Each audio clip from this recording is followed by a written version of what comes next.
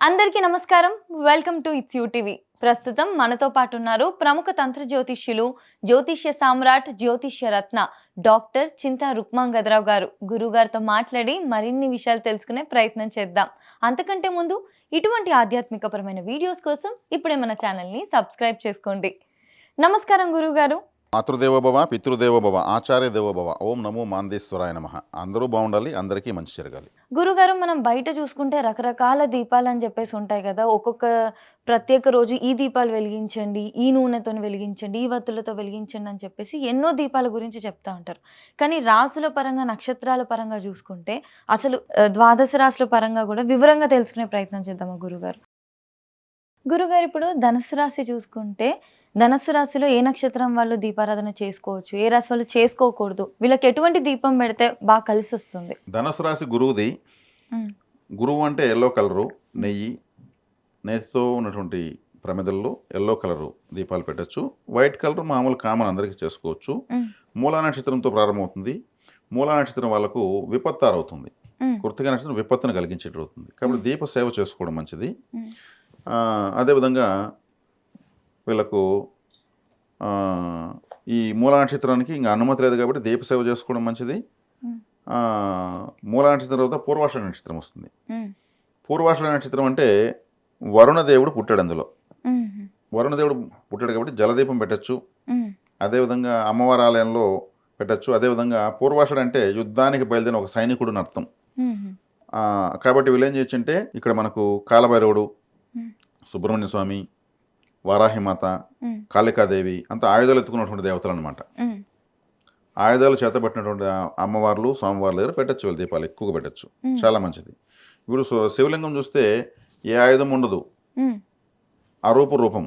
ఉమ్, అదే శివుడు యొక్క ఆయుధాలు ఎత్తుకున్న అవతారాలు వీరభద్రుడు, కాలభైరవుడు, అవును. అక్కడ పెట్టచ్చు. ఓకే. అట్లా అమ్మవార్లు ఎత్తుకుంటే, పార్వతీదేవి ఎత్తుకుంటే సౌమ్యంగా కనిపిస్తుంది. ఆమె ఆయుధాలు ఎత్తుకున్నది దుర్గా, కాళీ, చండి, అవునవును. దశమహావిద్యలు అక్కడ పెట్టచ్చు. ఉమ్, అట్లా పూర్వాషాఢ నక్షత్రం వాళ్ళు అలా పెట్టుకోవచ్చు. తర్వాత నక్షత్రం వచ్చేకాడికి మీకు పూర్వాషాఢ, ఉత్తరాషాఢ. ఉమ్, ఉత్తరాషాఢకి వచ్చి జన్మతార. ఉమ్, ఉత్తరాషాఢ వాళ్ళు జన్మతారు కాబట్టి ఏదైనా పెట్టుకో, ఎరుపు రంగు, తెలుపు రంగు ఏదైనా పెట్టుకోవచ్చు. కృత్తిక నక్షత్రాన్ని కృత్తిక, ఉత్తరాషాఢ జన్మ నక్షత్రాలు కాబట్టి వీళ్ళు దీపాలు హ్యాపీగా పెట్టుకోవచ్చు. ఓకే. ఓకే. ఇది ప్రత్యేకమైనటువంటి ఉమ్, వాళ్ళకు పర్మిషన్ ఉంది. ఎందుకంటే ఓకే. వాళ్ళకి స్వయం పరిహారం అది. ఆహా. వాళ్ళకి ఎలిజిబిలిటీ, ఫస్ట్ ఎలిజిబిలిటీ వాళ్ళకి. ఓకే. ఓకే. కృత్తిక, ఉత్తరాషాఢకి 3 నక్షత్రాలకి రవే అధిపతి ఆహా. కాబట్టి వాళ్ళు దీపాలు పెట్టుకోవచ్చు. ముగ్గురికి పర్మిషన్ ఉంది. ఆ, రవి అధిపతి. రవే ఓకే. అధిపతి. వీళ్ళు పెట్టకూడని దీపం ఉంటుందా గురుగారు, ఈ ఆయిల్ ఈ వాడడం? ఉత్తరాషాఢ వాళ్ళు నువ్వుల నూనెతో పెట్టకూడదు. ఓకే.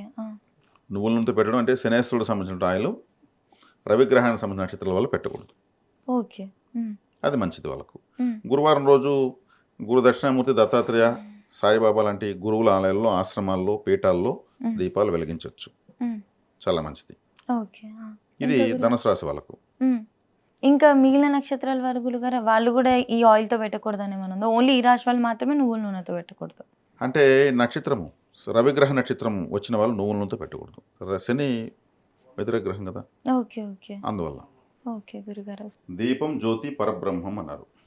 అంటే పరబ్రహ్మము అంటే ఏమంటే ఈ సృష్టికి మూలము, ఈ సృష్టికి కారణము అనేటువంటి శక్తి అని అర్థం. దేవతలు జ్యోతి స్వరూపులు. అదేవిధంగా దీపము అనేది పలు రకాలుగా పెడతారు, ఎన్నో ఉన్నాయి. ఒక మనిషి చనిపోతే కూడా వెంటనే తలకాడ దీపం పెడతారు. దానికి అంటే ఇతను జ్యోతి రూపంలో మారిపోయాడని అర్థం. దీపం రూపంలో ఇతను ఆత్మ ఉందని, శారీరకంగా ఇతను ఇప్పుడు లేడు, జ్యోతి రూపంలో ఉన్నాడని దీపం పెడతారు. అందుకే తలకాడ దీపం పెట్టడం అంటే వాళ్ళు పరమపదించారని అర్థం. శరీరాన్ని విడిచి ఆత్మరూపము, జ్యోతి రూపంలోకి వచ్చారని అర్థం. అదేవిధంగా ఈ దీపము ఏ ఇంట వెలగదో ఆ ఇంట్లోకి అసుర శక్తి ప్రవేశిస్తుంది. అందుకే తెల్లవారుతో సాయంత్రం దీపాలు పెడతారు. అసుర శక్తి అంటే సాయంత్రం అసుర సంధ్య వేళ అంటారు. అసురులు అంటే రాక్షసులు. రాక్షసులు అంటే అంటే వ్యతిరేక శక్తి ఇంట్లోకి వస్తున్న అర్థం. ఏ ఇంటి దీపం వెలకపోతే ఆ ఇంట్లో మనం వెళ్ళిపోదామని రాక్షసులు డిసైడ్ అయ్యి ఇల్లు వెతుకుతారండి ప్రతిరోజు. ఎక్కడ దీపం వెళుతుందో ఆ ఇంట్లోకి వెళ్తారని. అప్పుడు లక్ష్మీదేవి లేదని అర్థం అక్కడ. దీపం పెడితే దైవశక్తి ఉందని అర్థం. అంటే ఏదైనా ఒక సినిమా ప్రారంభోత్సవమైనా లేదు ఇంకేదైనా పెద్ద మీటింగ్ అయినా జ్యోతి ప్రజ్వలన కార్యక్రమం ప్రత్యేకంగా చేస్తారు. పెద్దవాళ్ళకి అలా ఒక క్యాండిల్ ఎత్తి వెలిగిస్తారు. జ్యోతి ప్రజ్వలన కార్యక్రమం తర్వాతనే అన్నీ ప్రారంభమవుతాయి. అంటే అంత ప్రాధాన్యత మన హైందవ భారతదేశంలో దీపానికి అంత ప్రాధాన్యత ఉంది, అంత మహత్యం కూడా ఉంది. ఇక్కడ మనకు అన్య మతస్థులు కూడా దీపాలు పెడతారు. క్రిస్టియన్స్ క్యాండిల్స్ వెలిగిస్తారు, జ్యోతులే. అదేవిధంగా దీపం నిశ్చలంగా వెలగాలి. ఎక్కువగా ఏ ఇంటి దీపం కదులుతూ ఉంటుందో అక్కడ వాళ్ళకి కష్టాలని అని అర్థం. దీపం నిశ్చలంగా ఇలా వెలగాలి. దీపము ఎరుపుగా, పసుపుగా, బ్లూ కలరు, 3 రంగులు కలిసి ఉండడము, రకరకాల వర్ణాలు కనిపిస్తాయి. దాని చివరిలో చూస్తే నీలవర్ణంతో ఒక ఆరా ఉంటుంది. అదే దీపము చురుచుర మండుతూ ఉంటే కూడా ఆ ఇంట్లో సమస్యలు ఉన్నట్లు లెక్క. పట్ట అని మన క్రాకర్స్ లాగా సౌండ్ వస్తుంది కొన్ని ఇళ్ళలో. అది ఆయిల్ ప్యూర్ది లేకపోతే అట్లా అవుతుంది అన్నట్టు కాకుండా ఇంట్లో సమస్యలకి సంకేతంగా కూడా భావించవచ్చు. ఆ ఇంట్లో సమస్యలు ఉన్నప్పుడే అటువంటి ఆయిల్ వాళ్ళకి దొరుకుతుంది. దొరకడమే అందుకు దొరుకుతుంది. అలా ఇటువంటివి ఎన్నో శకునాలు ఉన్నాయి. దీపాలు మధ్యలో ఆరిపోవడము, ఆయిల్ ఉన్నా కానీ మధ్యలో ఆరిపోయింటాయి, ఆడుతూ ఉంటాయి, శబ్దం చేస్తుంటాయి, బుర్రని కూడా సౌండ్ చేస్తుంటాయి. అంటే అక్కడ ఆ శబ్దం చేయడానికి ఇతరత్ర ఏదో వ్యతిరేక శక్తి అక్కడ డిస్టర్బ్ చేస్తామని అర్థం. ఇవన్నీ శకునాలు. అదేవిధంగా దీపాలను పలు రకాల నూనెలతో పెడతారు. కొబ్బరి నూనె, నువ్వుల నూనె, నెయ్యి, అష్టమూలిక తైలము, ఇంకా ఎత్తుకుంటే ఆముదము, ఎన్నో రకాల నూనెలతో పెడతా ఉంటారు. ఈ ఎవరు దేంతో పెట్టాలంటే నేతితో పెట్టిన దీపము అందరూ శ్రేష్టంగా పెట్టుకోవచ్చు. నువ్వుల నూనెతో పెడితే నువ్వు మంచిదే, అది శ్రేయస్సుకు సంబంధించింది.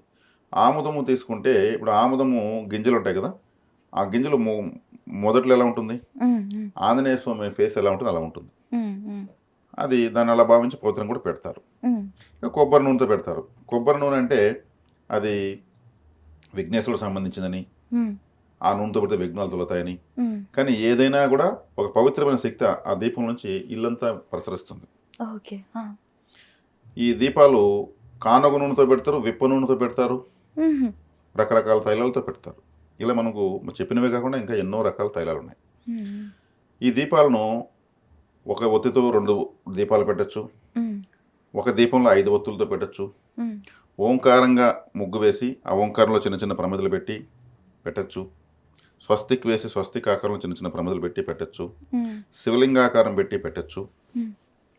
మరి ముఖ్యంగా కార్తీక మాసంలో అది దీపాల మాసంగా చెప్తారు. ఆ నెల మొత్తం దీపాలు ఎక్కువ వెలిగిస్తుంటారు. దీపావళి అనేటువంటిది మనకు ఒక పెద్ద పండుగ ఉంది. అంటే ఆకాశం అంతా వెలుగులు దీపాలుగా మారుస్తూ వచ్చేటువంటి ఒక ఫెస్టివల్ అది. అది చాలా చాలా ప్రసిద్ధమైనది. ప్రపంచవ్యాప్తంగా కూడా దీపావళి చేస్తారు. ఈ మధ్యకాలంలో కొన్ని లైట్లు దీపాలలాగా తయారు చేసి పెట్టారు. అంటే నూనె పోయాల్సిన అవసరం లేదు, కరెంట్ స్విచ్ వేస్తే అది దీపంలాగా వెళుతూ ఉంటుంది, అందులో ఫలితం ఉండదు. ఆ దీపాలు ఆ లైట్లు కూడా ముందుకి వెనక్కి ఇట్లా డాన్స్ చేస్తుంటాయి. దీపం ఆడకూడదు అని చెప్పాను. ఈ ముందుకి వెనక్కి ఊగేటువంటి దీపాల్లో నిశ్చలత ఉండదు. నూనెతో వచ్చే పవిత్రత ఆ కరెంట్తో వచ్చేటువంటి దీపాల్లో ఉండదు.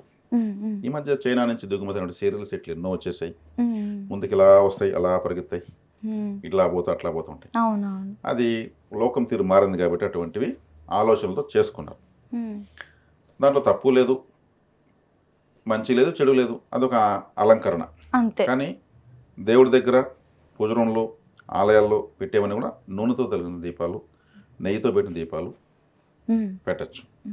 అదేవిధంగా బియ్యం పోసి నిమ్మకాయలతో దీపాలు పెడతారు. అమ్మవారికి రాహుకాలంలో శుక్రవారం రోజు పెడతారు. కాలభైరవుడికి అమావాస్య రోజు గుమ్మడికాయ కట్ చేసి మధ్యలో ఆ గుజ్జు తీసేసి దాని నిండా నూనె కానీ నెయ్యి కానీ పోసి ఎర్రటి ఒత్తులు వేసి పెడతారు. కొబ్బరి చెప్పు ఖచ్చితంగా పగలగొట్టి అటు ఇటు పెట్టి అందులో నూనె పోసి లేదా నెయ్యి పోసి కొబ్బరి చెప్పులతో పెడతారు. పెద్ద వంకాయ తీసుకుని కట్ చేసి మధ్యలో గంటతో ఇలా తీసేసి అందులో నల్లని ఒత్తేసి దీపం పెట్టచ్చు. వంకాయ అంటే బ్లూ బ్లాక్ మిక్సింగ్ ఉంటుంది, అది శనేశ్వరుడు సంబంధించింది. అది చాలా మందికి తెలియవచ్చు, తెలియకపోవచ్చు. తాంత్రిక పరిహారాల్లో చేస్తారు ఇటువంటి దీపాలు. మ్మ్. అదేవిధంగా ఈ కొబ్బరి చిప్పల్లో కూడా ఒక దాంట్లో నలుపు ఒత్తి ఒక దాంట్లో ఎరుపు ఒత్తి వేసి కింద ఉప్పు పోసి పీఠాలు పెట్టి పెడతారు. మ్మ్. ఇదే విధంగా కూష్మాండ హారతి కూడా ఇస్తారు. గుమ్మడికాయను పగలగొట్టి లేదా కట్ చేసి దాని మీద కర్పూరం పెట్టి కూష్మాండ హారతి సమర్పయామి ఓకే ఓకే. అంటే కూష్మాండం అంటే గుమ్మడికాయ. మ్మ్. మ్మ్. అటువంటి హారతి అంటే అమ్మవార్లకు చాలా ఇష్టము, కాలభైరవుడికి ఇష్టము. మ్మ్. నిమ్మకాయ పైన కూడా ఒక కర్పూరం వెలిగించి మ్మ్. హారతిస్తారు. కొబ్బరికాయ పైన పెట్టి హారతిస్తారు. మ్మ్. ఇలా ఇంకా ఎన్నో రకాల విధమైనటువంటి హారతులు, దీపాలు మ్మ్. మనకు అందుబాటులో ఉన్నాయి. ఈ దేశవ్యాప్తంగా ఎన్నో ప్రాంతాల్లో ఎన్నో రకాల విధానమైనటువంటి ఎదురుదిరిగి దీపాలు అయితే పెడతారు. మ్మ్. అక్కడ వారి వారి స్థితిగతులు తగినట్టు పెడతారు. మ్మ్. అదేవిధంగా 3 రంగుల వత్తి వేసి కూడా పెడతారు. అది దిష్టి తీయడానికి తాంత్రిక విధానాలు చేస్తారు. 3 దారులు కలిసే చోటు ఆ.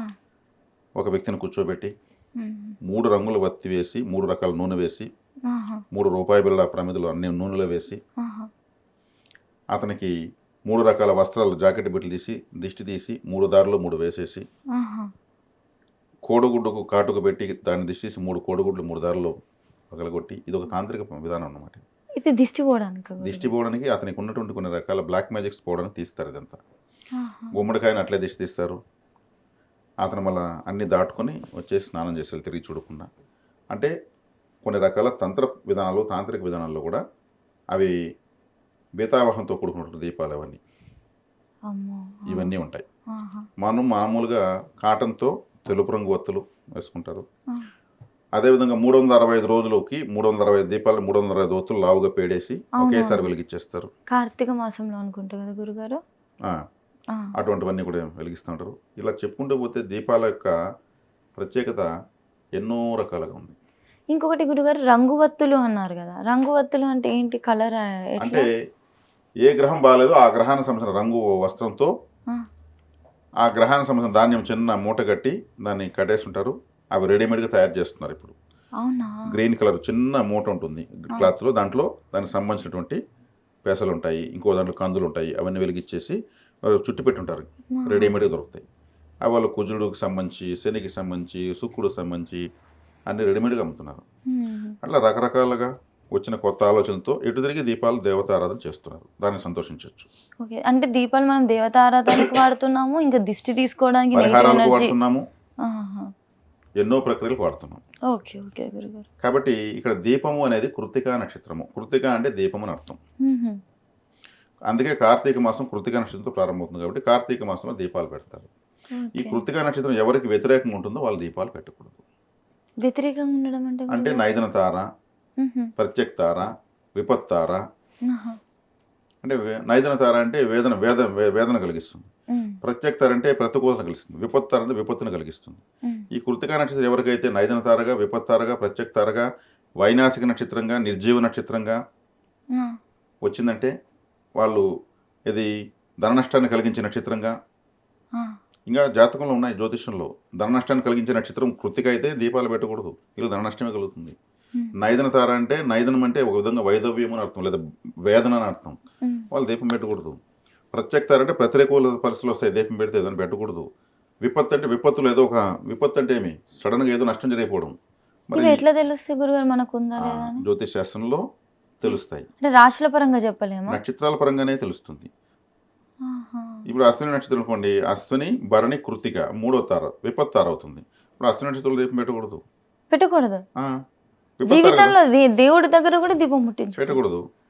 అవునా? విపత్తార ఇక్కడ నేను నా సొంత మాట కాదు, ఇది విపత్తార వచ్చింది. విపత్తారని ఎట్లా వీళ్ళు యాక్టివేట్ చేస్తారు అంటే విపత్తారకు వీళ్ళు యాక్టివేట్ చేస్తున్నారు, యాక్టివేట్ అవుతుంది. వీళ్ళు ఎప్పుడు జీవితంలో దీపారాధన లాంటివి చేయకూడదు. అదే కృత్తికా నక్షత్రం 18వ నక్షత్రంకి వచ్చిన వాళ్ళు పెట్టకూడదు. 18వ నక్షత్రం ధన నష్టాన్ని కలిగిస్తుంది. అదే కృత్తికా నక్షత్రం 7వ నక్షత్రంకి వచ్చిన వాళ్ళు పెట్టకూడదు. 7వ నక్షత్రం వస్తే అసలు పెళ్ళే చేసుకోరు. అవునా? నైదనం అదే వైదవ్యం అన్న కదా. నైదనం అంటే ఏమి? అప్పుడు పెళ్ళే చేసుకోరు, ఇబ్బంది అవుతుంది. నైదన తార అంటారు పురోహితులు, పండితులంతా కూడా. అదే ప్రత్యేక తారకు వస్తే కూడా వద్దు, నాకు వ్యతిరేకంగా ఉంటుంది నా భార్య అనేసి లేదా భర్త అనేసి పెళ్లి చేసుకోరు. అలాంటప్పుడు అదే నక్షత్రం ఇలా వచ్చినప్పుడు దీపం ఎలా పెడతారు? పెట్టకూడదు. అట్లా ఎన్ని నక్షత్రాలు పెట్టకూడదని ఉంటది గురుగారు 27లో? అది మనం లెక్కేసుకోవాలి. 27 నక్షత్రాలుగా కృత్తిక నువ్వు క్యాలిక్యులేట్ చేసుకోవాలి. వైనాశికం అంటే 22 నక్షత్రం. కృత్తిక 22గా వచ్చినప్పుడు నువ్వు దీపం పెట్టకూడదు. వైనాశికం అంటే వినాశం అని అర్థం. వైనాశికం అంటే 18 నక్షత్రం వస్తే ధన నష్టం. అది పెడుతుండే కొద్దిగా ఏదో లాభాలు కావాలంటే అది నష్టాలు వస్తూ ఉంటాయి. అంటే ఆల్మోస్ట్ సగం మంది దాకా పెట్టొద్దు అన్నట్టు. సగం మంది ఏమి రాదు. ఆ. ఇది ఇప్పుడు మనం చెప్పేసాం 18 నక్షత్రంగా వచ్చిన వాళ్ళు చేసుకోకూడదు. ఆ, 22 వచ్చిన వాళ్ళు చేసుకోకూడదు. ఆ, నిర్జీవ నక్షత్రంగా వచ్చిన వాళ్ళు చేసుకోకూడదు.